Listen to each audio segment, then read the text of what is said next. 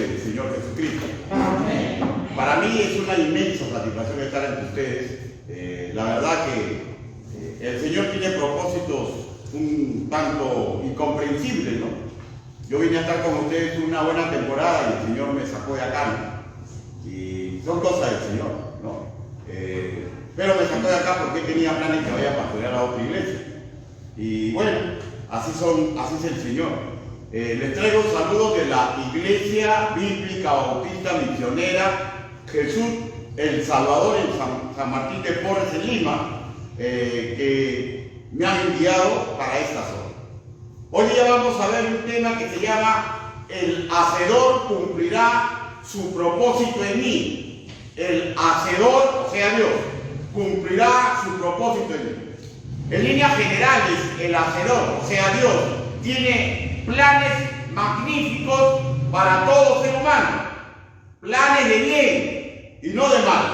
En ese sentido fueron creados Adán y Eva a su imagen y semejanza, y les entregó la casa más hermosa que podría tener cualquier matrimonio, el Edén. Les dio un trabajo magnífico: cuidar a todo ser vivo, menos a los hermanos mayores, los ángeles. Y también le dio la capacidad soberana de elegir entre el bien y el mal. Al elegir su camino, ellos se equivocaron y en algún momento salieron de los propósitos de Dios. Y eso implica que Dios, pese a todo su poder, le dio decisión de decidir como nos da a nosotros. Este es un regalo retransmitido de nuestros primeros padres. La decisión de cada uno de ustedes, de mi persona, de cualquier ser humano, de elegir entre el bien y el mal. Pero Dios siempre tuvo planes de bien para la humanidad y no de mal. Su misericordia se manifestó desde el Edén. Desde ese primer pecado, pese a que Dios los está castigando, le está dando promesa de la venida de un Mesías. Y como símbolo, para que el ser humano comprenda que la máxima bendición del bien es a mérito de la muerte de Jesucristo, mató a 2 animales y los vistió su desnudez, que era producto de su pecado. Y bueno, siempre estamos viendo, pese a que Dios castiga, los planes de bien, los planes de misericordia, no solamente para Adán y Eva, sino para todos nosotros que somos su descendencia.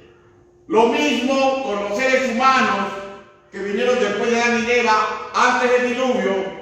Lo mismo con Israel, que fue después del diluvio. Y lo mismo en la actualidad, con todas las naciones.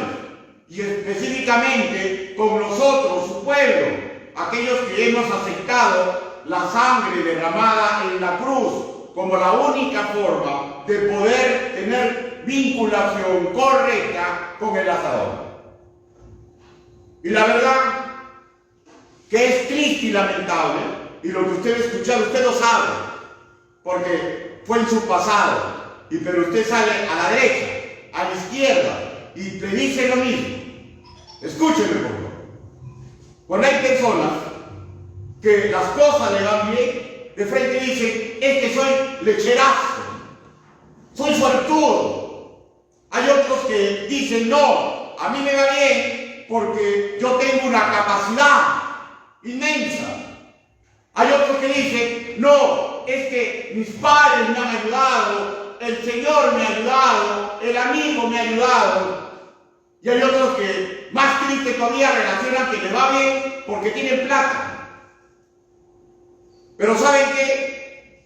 Es difícil que los seres humanos reconozcan, escúchenme, grábense en su mente, que todo lo bueno que nos pasa es por la misericordia y por la bondad de Dios. Porque si la legislación divina dice que la paga del pecado es la muerte, cada vez que yo me enojo con mi esposa y le lanzo los perros, ahí merecería morir. Cada vez que pierdo la paciencia como un joven y le doy más allá de lo normal, ahí merecería morir. Cada vez que yo he pecado, merecería morir. Pero Dios en su misericordia no nos mata. Y eso es un sinónimo que Él no quiebra su ley. Lo que pasa que es misericordioso y bondadoso. Pero el ser humano vive en estos ámbitos, pensando que es suerte, que es por capacidad, pensando que es el dinero, pensando que es los amigos, que por eso es que le va bien. Y cuando el ser humano se vuelve así, o así continúa su vida, se olvida de los propósitos divinos, porque cree que mediante propósitos humanos puede lograr su felicidad plena. Ahora, permítame regresar a los hechos bíblicos. Israel, como nuestros primeros padres, tomaron malas decisiones. La mala decisión de Adán y Eva nos acarrió muerte, enfermedades y todo lo que conlleva estar alejado de Dios. Los israelitas, pese a que Dios les dio mucho y magnífico, se alejaron de tal forma de Dios que terminaron cautivos 2 tribus en Babilonia y las otras 10 desaparecieron del mapa. Y eso que Dios decía, y hasta la ahorita la Biblia dice que Israel es la niña de sus ojos. Pero siempre Dios les estaba dando palabras misericordiosas, con esperanza. Así como Adán y Eva le dio esperanza con el Mesías, que nacería del fruto de una mujer. A Israel continuamente, pese a que pecaba, le daba esperanza.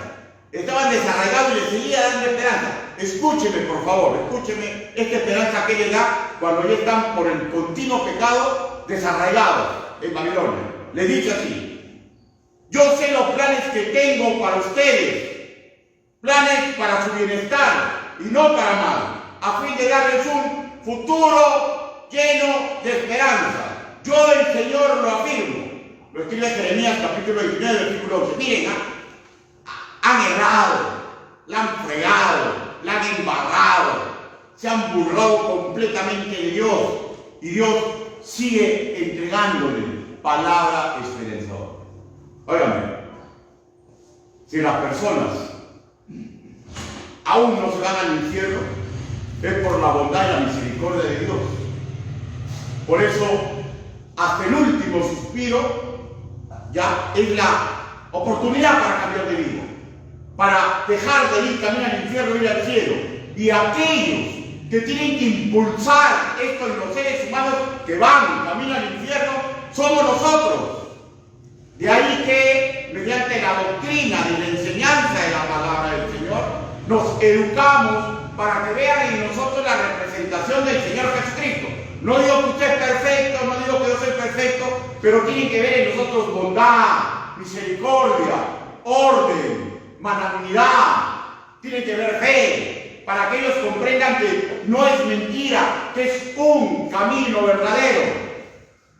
Y pasa la época de Israel, y el Señor los regresa a la tierra prometida, y estando en la tierra prometida, la vuelven a embarrar. Y cuando nace el Señor Jesús, ya solamente había otra vez un remanente, unos cuantos hombres y mujeres, el resto había ya caído, eran solamente religiosos. Y cuando nace el Señor Jesús, los ángeles cantan así: gloria a Dios en las alturas, y en la tierra paz y buena voluntad para con los hombres. O sea, otra vez la esperanza venía a este mundo, y su nombre es Jesús. Repito, escúchenme por favor, porque yo he venido a Íñigo y probablemente Dios no permita que vuelva a regresar. Sus planes nadie los conoce. Escúchenme, por favor, y grábeselo en su corazón. Dios, con cada uno de ustedes y hasta ese niño, tiene un propósito santo. Tiene pensamientos de bien, no de mal. Tiene pensamientos de progreso. Pero ya depende del ser humano que acepte caminar los caminos de Dios.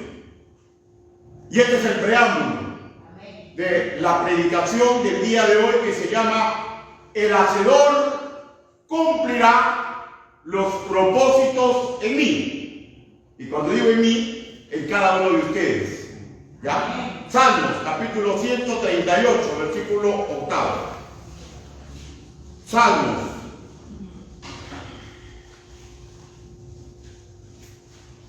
Capítulo 138.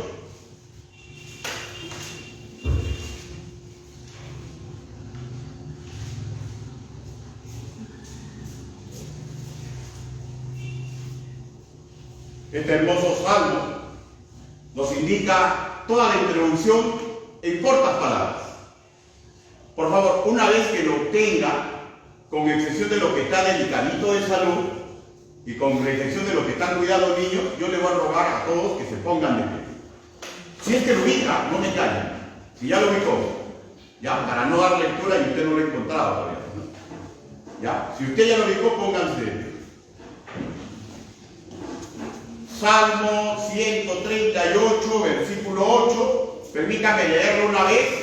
Después de eso, le voy a pedir que me acompañen a mi voz y después permítame dirigirle una oración congregacional.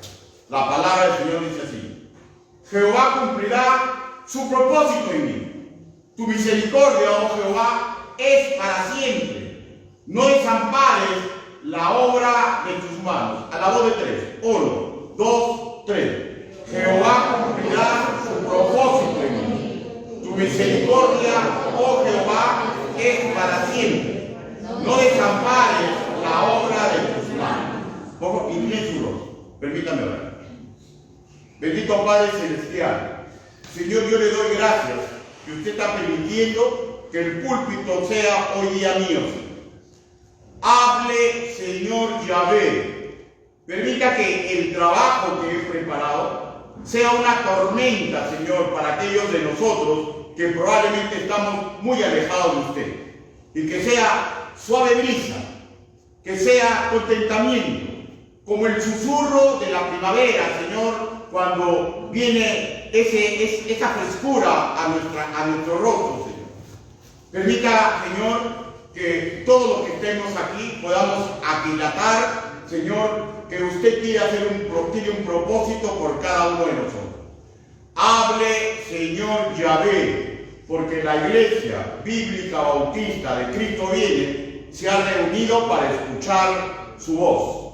Así le pedimos, así le suplicamos, en el nombre bendito del Señor Jesucristo.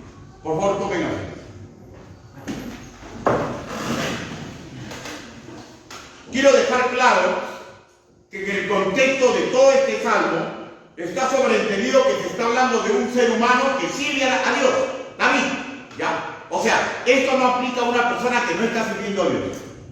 Esto aplica a una persona que está sirviendo a Dios. Ahora, ¿cómo está sirviendo a Dios? Ya, esos son memorias, ¿no? Bien, regular, hay veces, pero está sirviendo a Dios, ¿ya? Ahora, pero en estos tiempos, fácilmente se podría hacer extensivo, en esos tiempos, a toda la nación de Israel, pues la nación de Israel corporativamente era considerada, era distinguida como siervos de Dios, a toda la nación de Israel. Busque Isaías capítulo 41, sin perder salmo, por favor. Isaías capítulo 41.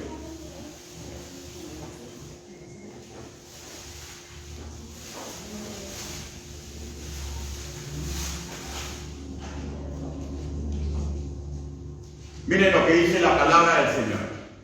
Dice, Isaías 41, 8 dice: pero tú, Israel, siervo mío eres. O sea, está hablando de todo el pueblo. Tú, Jacob, a quien yo escogí, descendencia de Abraham, mi amigo, porque te tomé de los confines de la tierra y de tierra lejana te llamé y te dije: mi siervo eres tú, te escogí y no te deseché. O sea, ¿de quién está hablando? Está hablando del patriarca, del que iba a alumbrar la generación que su nombre iba a ser el pueblo de Israel. Verso 10. No temas, porque yo estoy contigo.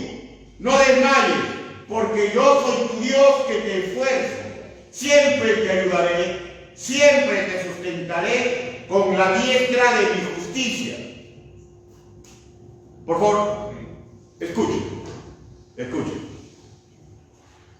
En esta porción que hemos leído, se proyecta el propósito de Dios en la vida de ellos. y yo quiero que usted se confronte y dése cuenta que ya el pueblo de Israel ha pasado su tiempo, ahora somos nosotros. Y el propósito de Dios es así. Miren, mi siervo eres tú. Mi siervo eres tú, Ricardo. Mi siervo eres tú, Electo. ¿Ya? Mi siervo eres tú, Elisa. ¿Ya? Mi siervo eres tú, el nombre que usted quiera poner. Mi siervo eres tú. Yo te escogí y no te deseché. No temas porque yo estoy contigo. No desmayes. En síntesis, tú me sirves, yo te protejo. Y servir a Dios implica servir como Él quiere, porque Él es perfecto. Y como Él es perfecto, Él da normas perfectas. Y tenemos que aprender a servirlo. Es decirle, eres mi siervo, no temas, sino desmayes, implicaba que había un perfecto propósito divino que se iba a cumplir, que se iba a cumplir en los obedientes, aunque anden en valle de sombra, de muerte.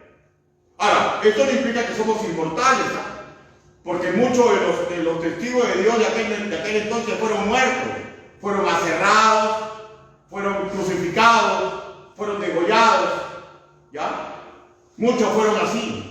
Implica que incluso en la muerte se cumple el propósito de Dios. Y nosotros tenemos que aprender a ser obedientes.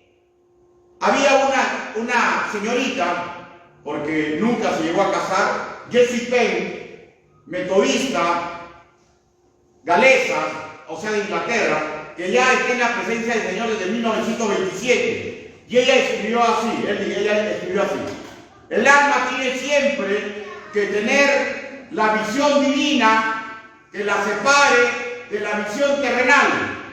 O sea, mi alma tiene que mirar la visión divina que me separa de la visión terrenal. Los ojos del corazón para conocer la esperanza del llamado, ¿ya? Tiene que tener clara la visión que entrega Dios.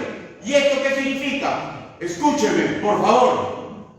Significa que usted como mi persona tenemos que aceptar ser educados, cada uno en su iglesia local, para que los maestros, aunque sean tartamudos, ¿ya? Aunque no tengan secundaria, sin importar eso, pero son maestros del Señor y ellos humildemente que estudien la visión divina para entregársela a ustedes. Y esa es la única forma de que el propósito de Dios se puede cumplir. Por lo tanto, nosotros tenemos que aceptar, prepararnos mediante los maestros que Dios nos pone.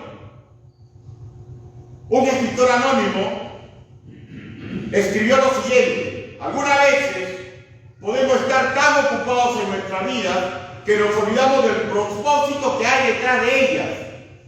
Miren, yo escuchaba esto ya. Cuando yo llego a la iglesia, a donde yo estoy, un hermano me dijo: ay pastor, ahora sí. ¿Por qué le digo algo? Porque usted predica. En cambio el anterior no predica.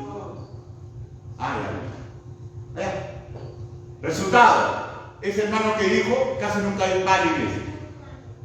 ¿Ya? O sea, no interesa quién esté en el púlpito, no interesa quién lo disipule. Usted tiene que aceptar lo que Dios le entrega y, aceptando ser una unión en Cristo, apuntar a la visión divina. ¿Cuál es la visión divina? Reproducirse. ¿Cuál es la visión divina? Tener santidad. ¿Cuál es la visión divina? Vivir en la sana doctrina.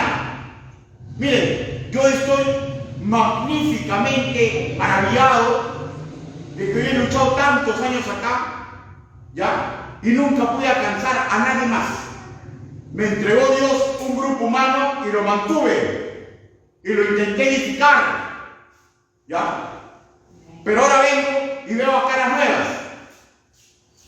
O sea, quiere decir que los actuales predicadores predican mejor que yo? ¿Quiere decir que tienen más santidad? ¿Qué quiere decir? ¿Que ellos son mejores que mi persona? No, implica que los propósitos de Dios tienen un tiempo, tienen un plazo, tienen una forma de hacerse. Y nosotros no podemos estar catalogando al que está al frente porque ha estudiado en el seminario, porque es un gran predicador. El que está al frente y las mujeres que lo ayudan son hombres y mujeres de Dios. Y todos debemos unirnos para llevar la bendita palabra del Señor. ¿Por qué? Porque las personas van al infierno. Y la Biblia dice qué hermosos son los pies de aquellos que llevan el Evangelio. Nosotros a veces perdemos los propósitos divinos por estar enclavados en los propósitos del mundo. Óigame, y ojo que no estoy hablando de pecado, ¿ya? Porque, por ejemplo, yo recuerdo mucho, por ejemplo, mi hermana Catita siempre estaba vendiendo. Esos son propósitos del mundo. Pero cuando tenía que venir a la iglesia, venía. Cuando había que ir a una asamblea, venía. Cuando teníamos que trabajar, estaba ahí. Y si no podía ir, ella decía, no puedo ir, pero entrego esto. O sea, no es que porque todas las cosas del mundo te tienes que olvidar las cosas de Dios. Porque yo, hermanos míos, y ustedes no tienen alas. Yo como, yo tengo frío, yo tengo necesidades y por eso tengo que mezclarme en los propósitos del mundo, pero sin perder la visión de Dios. Y eso es lo que ustedes tienen que tener sumamente claro. Miren, yo estoy sumamente convencido que cuando yo he estado entre ustedes no he vivido en pecado. Me he sacrificado, he llorado, a solas he llorado por ustedes. Le he pedido a Dios y Dios decidió no entregarme ni uno más.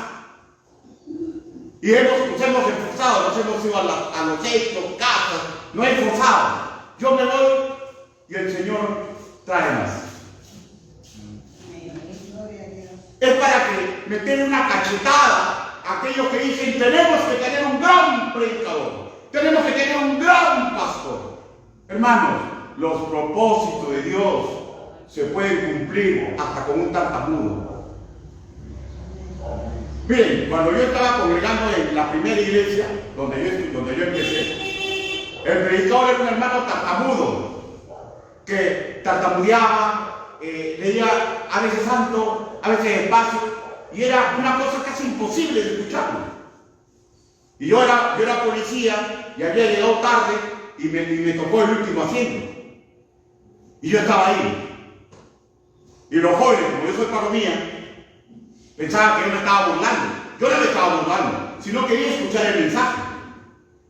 Y cuando termina el hermano que hablaba mal, levantaba la voz, de repente hablaba despacito, no se le escuchaba, pero ese hombre había preparado ese mensaje en el Señor. ¿Y saben por qué sé? Porque el Espíritu Santo me golpeó mediante ese predicador. Amén. Y cuando yo salí a la calle con mi esposa, todos decían, hermano, ¿qué tiene? Porque era palomía, pero yo salía a la calle, el que hacía el cochinero, comenzamos a cochinear. Todo el mundo se contagiaba echando cochinero. Y ese día salgo calladito. Y mi esposa, la mujer, ¿te conoce tu esposa? ¿Te conoce tu esposa? No te conoce. ¿Te conoce tu esposa? Te conoce. La mujer lo conoce, ¿no? Y me dice, ¿a ti te pasa algo? No, no me pasa nada. ¿A ti te pasa algo? No, no me pasa. ¿Qué te pasa? Ya, he sentido vergüenza. ¿Por qué? Yo soy universitario, soy expositor cuando hay ceremonias en la policía. Y la otra vez el pastor me dijo para enseñarme a predicar y yo no quise aceptar. Y este hermano predica con lo que poco que tiene y me ha avergonzado. ¿Es el hermano que me ha avergonzado? No, es el Espíritu Santo que usa a ese hombre de bien para golpear mi mente y mi corazón. A mérito de esa prédica, yo decidí estudiar en el seminario. Los propósitos de Dios no tienen etiqueta de una persona que tenga 5 años en el seminario. No tienen etiqueta que tiene que ser un gran predicador. Los propósitos de Dios tienen etiqueta en Dios. Y Él utiliza a hombres y mujeres imperfectos para hacer la obra de Dios. Y esos hombres y esas mujeres imperfectos son ustedes. Tienen que continuar la obra por lo cual se pusieron las primeras piedras en este templo. Escúcheme, por favor. Dios tiene un propósito santo con ustedes, en su familia, con ustedes, en su casa, con ustedes, en su trabajo, con ustedes, en la calle, con ustedes en la iglesia. Y todos esos propósitos, si usted no los quiere contaminar completamente con el mundo, tiene que tener primero los propósitos de Dios. Porque mediante los propósitos de Dios, yo sé que tengo que trabajar, porque hombre que no trabaja para mantener su casa, sea puesto como infiel. ¿Correcto? Entonces, yo tengo que tener los propósitos del mundo, cosas del mundo, porque el Señor me dice que tengo que hacerlo, pero sin perder los propósitos de Dios. Miren, el Señor va a respetar mi decisión, ¿ah? Yo si quiero me alejo de Dios. No me va a venir un rayo y me va a matar, ni me va a salir un cacho. No. El Señor me va a respetar. Pero pregunto, si yo me alejo de los propósitos de Dios, ¿recuerdan ustedes lo que le dijo el Señor Jesús a los discípulos? Le dijo, yo soy la vid, ustedes, en este caso, si fuera acá el Señor Jesús, yo soy la vid, ustedes, iglesia, bíblica, bautista, Cristo viene mínimo. El conjunto y cada uno de ustedes son los pámpanos. Si te alejas, electo de mí, nada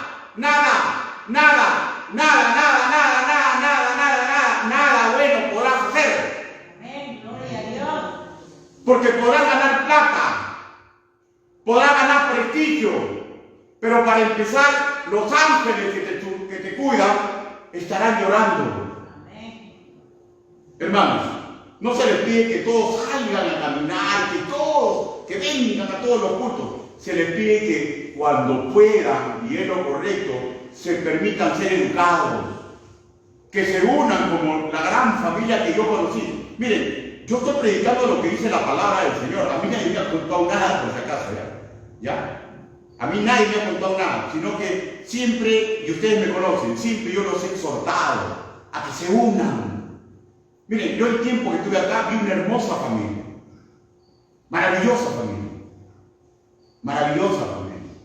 Y yo sé que hay unos que ya se han retirado, su decisión, y hay que respetarla. Pero los que han quedado y los que se han sumado, tienen que comprender que tienen que esperar en el Señor para que Dios cumpla el propósito de Él en su vida. Busque Éxodo, capítulo 9, versículo 16.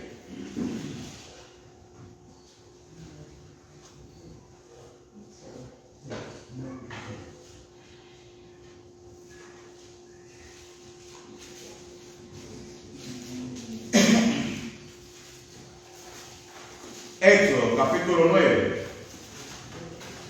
versículo 16.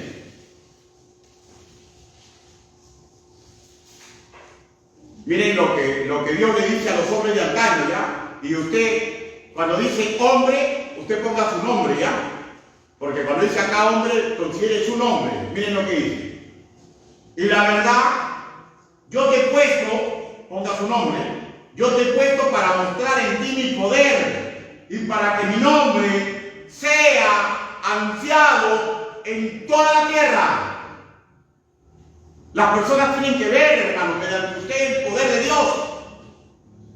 Las personas tienen que ver antiguos alcohólicos, antiguos malos, antiguos flojos, antiguos conquistadores, antiguos sirios. Tienen que ver que eso quedó en el pasado y tienen que ver en ustedes y en mi persona las virtudes de aquel que murió en la cruz, porque Él lo ha elegido a usted y me ha elegido a mí para cumplir el propósito de Dios. ¿Cuál es el propósito de Dios? El divino completo, que su nombre sea anunciado. Que su nombre sea anunciado. Y los que han comprendido la visión y el propósito divino, escúchenme, ¿ya? Ya le dije la carne, ahora le voy a decir el hueso. ¿Saben cuál es el hueso? Que por buscar la gloria de Dios se sufre. Por buscar la gloria de Dios me tratan mal. Por buscar la gloria de Dios, el enemigo utiliza personas para que me vituperen, para que hablen mal de mí. Por buscar la gloria de Dios, me doy cuenta que hay veces ya no tengo el mismo dinero de antes y ya no puedo comer lomitos saltados, ahora solamente puedo comer frijolitos. Pero la Biblia nos dice bien claro que el reino de los cielos no es ni comida de bebida, sino andando los hermanos juntos en armonía. Y usted sabe que no siempre es así, ¿no? Porque que yo sepa, todos tenemos de vez en cuando como poner nuestro pollito con papas. Por más misión imposible que no sea, de vez en cuando hay. Pero la verdad es eso, que cuando buscamos la gloria de Dios, nos desenchufamos de la visión humana y comenzamos a vivir para la visión de Dios. Y al vivir a la visión de Dios, sacamos un poco de ese tiempo para dárselo a Dios. Y eso es así. Ese es el hueso, que a veces los creyentes no quieren tener. Pero yo le aseguro, en el amor del Señor Jesucristo, no hay cosa más maravillosa que vivir para la visión de Dios. Amén. No hay cosa más maravillosa. Salmo 138, versículo 8.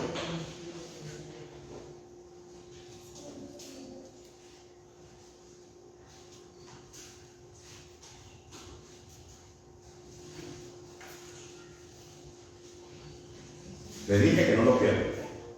Salmo, capítulo 138, versículo 8, dice: Jehová cumplirá su propósito en mí. Tu misericordia, oh Jehová, es para siempre. No desampares la obra de tus manos. Miren, permítame usar el idioma original de este versículo para explicarlo. Primero deseo que miren detenidamente que este versículo no dice que Dios va a cumplir el propósito de David, sino que va a cumplir el suyo por intermedio de David. Y ahí está el problema, que yo quiero cumplir mi propósito, pero no es así. Yo tengo que ser herramienta para que Dios cumpla sus propósitos por intermedio de mi persona. Cuando en castellano leemos propósito, en el hebreo es el vocablo masé, que define una buena acción o mala en el sentido de que lo hace un ser humano. ¿Por qué? Porque para Dios no hay maldad. En Dios todo es bueno y perfecto. O sea, para que Dios cumpla su propósito en mí, yo tengo que hacer acciones buenas. Y no debo hacer acciones malas. Y la única forma de hacer acciones buenas, no buenas como usted le parece, sino buenas como dice la Biblia, es permitir que Dios sea el alfarero que va formando nuestra vida. Y cuando ve algo que no le gusta de este moreno, lo agarra y lo tira y lo vuelve a hacer. Oiga, a mí me rompió la pierna para que yo cumpla el propósito de él. Porque yo en varias iglesias donde yo me decían: pastor, ¿qué es? ¿Usted es pastor? No, yo soy misionero. Y me negaba en quedarme en una iglesia. Hasta que el Señor permitió que me rompa la pierna. Y me sentó en una sola iglesia. El propósito de Dios no tiene que gustarnos. Pero cuando Dios tiene un propósito y usted verdaderamente lo ama, el propósito de Dios se va a cumplir pese a usted. Y ese va a ser el momento de lágrimas, de sufrimiento. Miren, cuando uno se opone a los propósitos de Dios, pero uno está sirviendo, uno le está amando, pero uno no quiere hacer lo que Dios quiere, Dios ve la forma de enderezarlo. Y ese proceso es como un horno que nos quema y nos mete a nosotros, y ese horno se llama aflicción. Hermanos, es preferible amar a Dios y hacer las cosas que Él quiere antes de que nosotros entremos al horno de la aflicción. Escuchen lo que dice Romanos capítulo 8, versículo 28. Y sabemos que los que aman a Dios, todas las cosas le ayudan a bien. Esto es a los conforme a su propósito han sido llamados. O sea, ¿qué significa? Que esa vez que me rompí la pierna, ¿ya? Y yo amando a Dios, me ayudó a bien. Pero hasta que fui pastor de esa iglesia, a la cual amo mucho, ¿ya? Hasta que fui pastor de esa iglesia, yo se me sentía desechado. Todas las noches, durante 15, 20 días, me daba calambre, me dolía la pierna, calambre. No podía pensar, no podía leer, no podía orar. Y me sentía desechado. Y levantaba mi mirada al cielo y le decía, Señor, ¿pero por qué haces eso? Si yo te sirvo.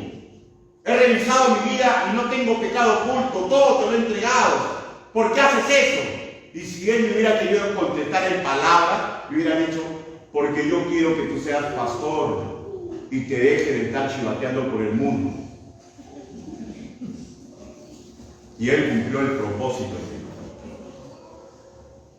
¿Se dan cuenta, hermano mío? No esperemos que él cumpla el propósito y nos lleve en el horno de la aflicción.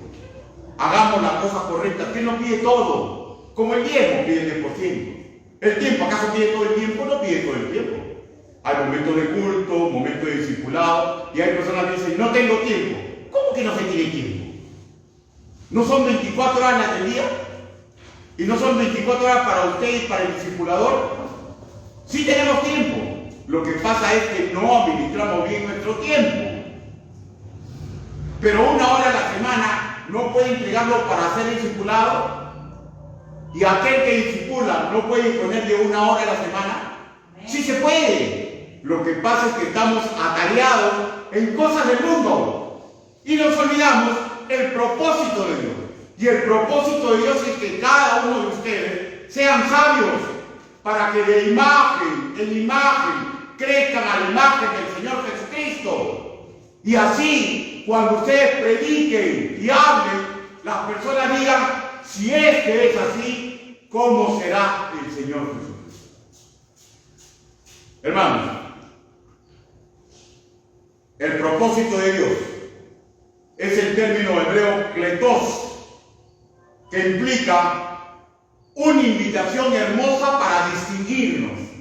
O sea, miren, cuando usted escuche en el Nuevo Testamento el propósito de Dios, el término es kletos. ¿Y qué significa kletos? Que Dios me hace una invitación hermosa para que yo me distinga. ¿Y cómo es la invitación para que yo me distinga? Para que yo me parezca al Señor Jesucristo. Para que usted se parezca a la madre de Jesús. Para que usted se parezca a la María Magdalena que después comenzó a predicar. Para que usted se parezca a las hermanas de Lázaro. Para que usted se parezca a los hombres de Dios que imitaban a otros hombres de Dios, pero tenían en mente la imagen de Cristo. Es una invitación hermosa.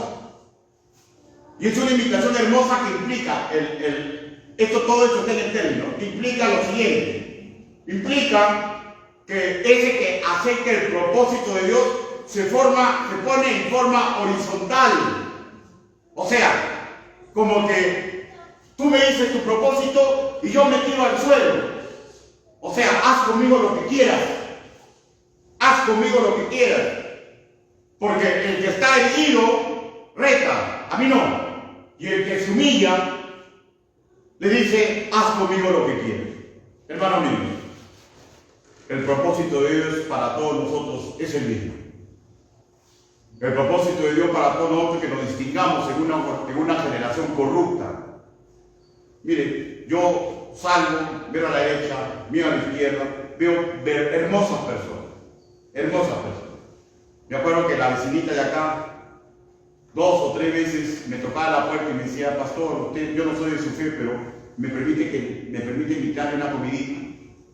Y varias personas acá, sin ser de mi fe, cuando me han visto, al principio me miraban con recelo y después me han ayudado, me han bendecido, ¿ya? Y da más dolor. ¿Y saben por qué da más dolor? Porque esas personas van camino al infierno. No son malos, como nosotros no somos buenos. Somos seres humanos, con cosas buenas y cosas malas. Pero van camino al infierno. ¿Y quién es el encargado de hablarles de Cristo? No somos nosotros. tenemos que prepararnos, hermano. Porque Jehová cumplirá su propósito en mí si yo lo amo, aunque yo no quiera. Y escúchenme, el Señor suele desbaratar todo un vaso y lo tira y lo vuelve a formar. A mí me la dice. No espere que se la haga. Porque si usted verdaderamente lo ama a Dios y no está siguiendo los propósitos de Él, el Señor lo va a volver a deshacer y lo va a volver a formar. Amén, gloria a Dios. No permita eso. No sea rebelde a la visión de Dios. Únanse como una familia espiritual. Hermano, la verdad, me voy contento de ir. Porque, vuelvo a repetir, he visto caritas nuevas. Y eso implica que Dios está cumpliendo el propósito por el cual esta iglesia empezó. Esta iglesia empezó. Por favor, inclinen su rostro. Vamos ahora.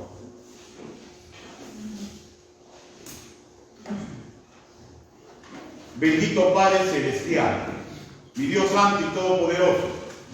Gracias, Señor, porque yo estoy convencido que usted está cumpliendo el propósito suyo en mis hermanos en Cristo. Gracias, Señor. Señor, permítame hacer una invitación. Yo no sé si usted se está dando cuenta que se está adormeciendo en las cosas del Señor. No le voy a decir que salga al frente, solamente le voy a pedir que si quiere que ore por usted, que levante e inmediatamente baje su mano. Alguien quiere que ore por él o por ella, levante su mano. Dios te bendiga, Dios te bendiga, Dios te bendiga, Dios te bendiga, Dios te bendiga, Dios te bendiga. Baje inmediatamente su mano para que nadie, es una cosa muy privada. Ahora quiero hacer una invitación. Alguno de ustedes o alguien de ustedes, escúchenme, sabe que aún no es hijo de Dios. ¿Alguno de ustedes aún no es hijo de Dios? Miren, usted puede ser la persona más noble del mundo, ¿no? Pero nosotros no deseamos que usted vaya por ese camino, porque el camino es terrible. Es un sufrimiento por los siglos de los siglos. Y hoy es oportunidad. ¿Alguien desea recibir a Jesús como su Señor y Salvador? Por favor, hágame una señal y levante su mano. ¿Alguien desea recibir a Cristo como su Señor y Salvador? Vamos a ver. Bendito Padre Celestial, Señor, usted ha visto las manos levantadas. Ayúdenos, Padre Santo, porque la verdad que la guerra espiritual, Señor, nos cansa. Denos nueva fuerza como las águilas. Denle a mis hermanos nueva fuerza como las águilas. Permita, Señor, que sigan siendo las hermosas mujeres y los hermosos varones que conocí. Señor, y sobre aquellos que se han unido, gracias infinitas le damos, Señor. Permita que sea la sangre nueva, sin importar su edad, que sume, Señor, a los esfuerzos de seguir predicando en Íñigo y en los alrededores. Así le pedimos, así le suplicamos, en el nombre bendito del Señor Jesucristo. Amén.